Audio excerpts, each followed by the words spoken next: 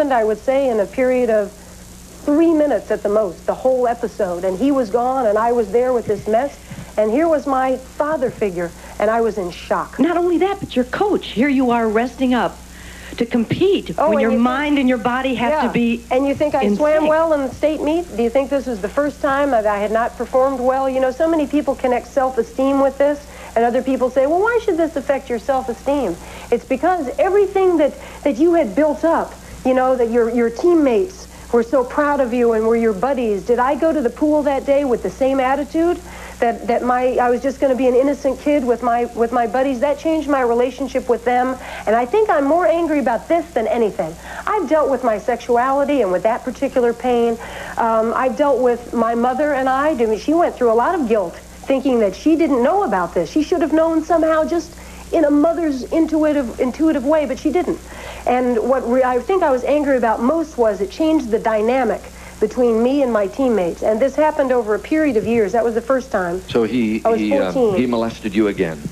Several times by the time I graduated from high school. Never said anything to anybody, but I imagine you had some guilty feeling within yourself. You have caused this. Sure. It was my fault. You know, I was the one who caused, and he actually used that as a reason as we go on through the years. What do you mean he used it? What did he say? He would say, you know, you can't tell anyone about this. First, it's so special.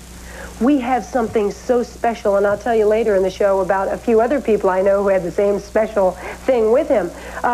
We have this special thing together, so you can't tell anybody. No one will understand. You know, you'll be kicked out of school, and you'll never be the Olympic swimmer because you'll lose me and whatnot. So I really believe that. And then there was the part that he said, you know, you were the one who started this. You wrote, "I love Coach Nelson" on your notebook, and you were the one who wanted this. You're a little girl, and you don't understand.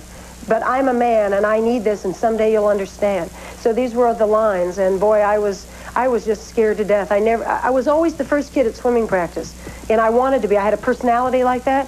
Not after this. I tried to make sure that we were never alone together, and when we were, I just dreaded it. I was, you know, in a clinch, but I thought I have to do this. You know, this is my father. It's very similar to incest. Your father's right, and you don't think no is an option. Ooh, what a pompous... I can't say it on TV. Mm-hmm. Was he married? Yes, he was married then. He's married to somebody else now. He has since. I mean, I'm an adult. I'm kind of a hero in that town because of swimming. And when I go back there, people know I'm in town, like Christmas vacation or something. He calls me on the phone there, and he cries, and he says, "I loved you so much," and just as a father would to a daughter. I mean, it's an illness. It's an illness. And I've dealt with my part of it, and I wish that he would deal with his part of it. You know if he ever went and tried to get help? No, I know that he didn't. And I, you know, maybe shows like this will bring him to say, or somebody he knows. Are you using his real name when you say Coach Nelson? Yeah, his name is Jack Nelson. Yeah. And he's coaching? He's coaching the women's swimming team at the University of Miami in Florida. And you can use his name like this. You don't fear reprisal. What do I have to fear? You know, to me, the worst is over. So he could call me and say, "How could you do this?" I have nothing to hide myself. If he's looking to bring something out about me, I've got nothing whatsoever to be ashamed of. I'm not hiding anything. I sent him a copy of Susan Brownmiller's Against Our Will once. There's a whole chapter in there that deals with this issue of incest and being forced sexually by people whom you adore, and as a child whom you think are right in every way. And he didn't get that. I had a talk with him after that, and he didn't get it. And you see, it's complicated. It's just like a father. When you have a father, it's not because if you have a sexual relationship with a father, I imagine, you have other things too. And I had other things with this coach. This coach was my swimming coach, and I became a world-class swimmer. And somehow there's something there that's not so bad between us. And somehow there was a friendship between us, but there was this too. And it took me a long time to separate all that out. We'll take a commercial break. When we come back, we'll talk to another woman who was molested at the age of 8. We'll be right back.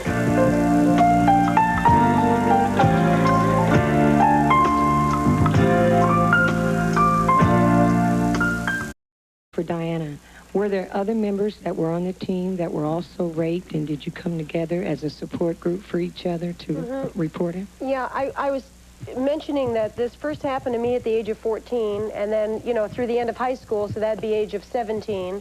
This continually happened, and I graduated from high school, went on to the rest of my life. This wasn't the most horrendous trauma of my life, but it was always pervasive and certainly affected my relationship with men.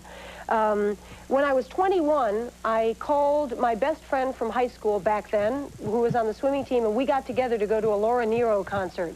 We were sitting in the lobby of a hotel, and we're going to have a beer and be adults together and talk about things. And I said, Sue, I've always, for 10 years now, wanted to tell you something. And I'm going to tell you now. And I took my time, and I told her every detail, and she sat there with tears streaming down her face.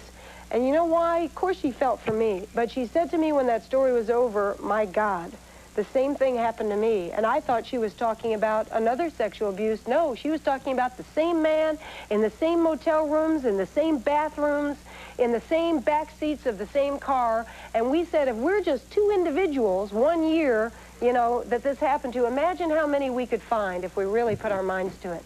And there were others. And we'll be right back.